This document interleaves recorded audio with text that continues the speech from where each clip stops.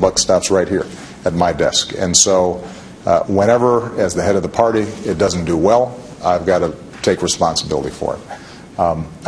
The message that I took from this election, and we've seen this in a number of elections, successive elections, is people want to see this city work.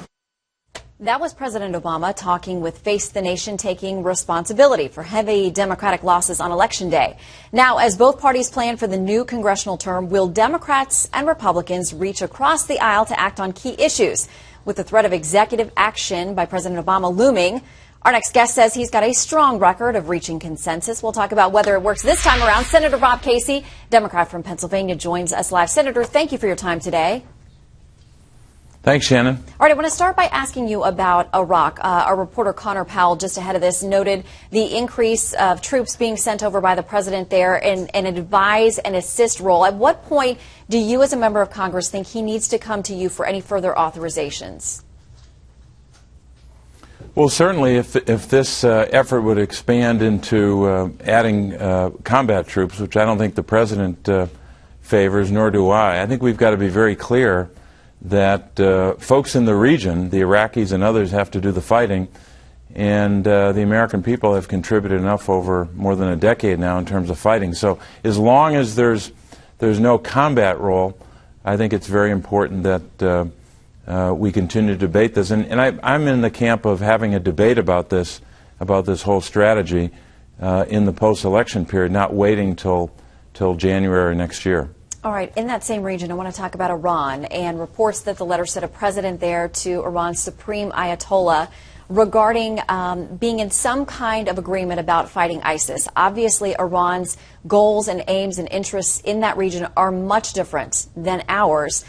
He's gotten a lot of criticism for that, people saying it was irresponsible, that it gives Iran some kind of legitimacy as we're also negotiating over their nuclear program. Was the letter a good or bad idea?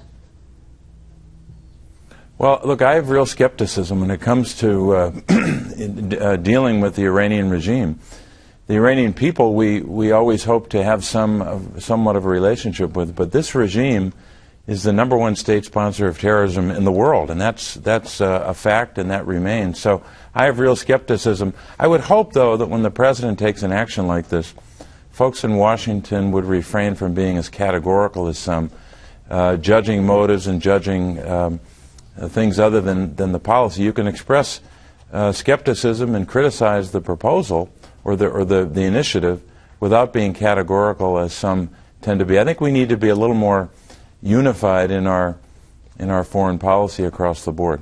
All right, looking ahead to later this month, where we're supposed to resume talks, negotiations, the U.S., Britain, and many others involved regarding Iran's nuclear program, there has been bipartisan objection in the Senate from some of your colleagues wanting to be tougher with regard to sanctions, not happy about what the administration's been doing. Where do you think that goes in the next few weeks? Well, there's a lot of uncertainty right now, Shannon. I'd say that because we don't know exactly where the negotiations stand. I think it's very important for the administration to consult with Congress, not just in the context of telling us what's happening, but really engaging with Congress to get ideas about where Democrats and Republicans hope we would be at the end of the negotiations, as opposed to just having a unilateral approach and just announcing results. So I think it's very important we have a collaborative approach here. Doesn't mean it won't be difficult, doesn't mean there won't be strong disagreements, but the administration really needs to engage with Congress on this, because there are very strong feelings on both sides. And one of the reasons we're even talking about negotiations with Iran about a nuclear program is because the Congress stepped up over many years and legislated on sanctions, which the administration did a good job of implementing. And finally, I want to ask you about the pending nomination to be the next Attorney General, Loretta Lynch, the president introducing her this weekend to the country and announcing that nomination. Do you think Democrats will try to get that nomination through during this lame duck session, or will they wait until January? And what do you think is the proper way to handle this, what could be an ugly fight? Yeah, I don't know exactly when it will happen. I would hope we could do it in the next couple of weeks, if that's possible. That would be preferable.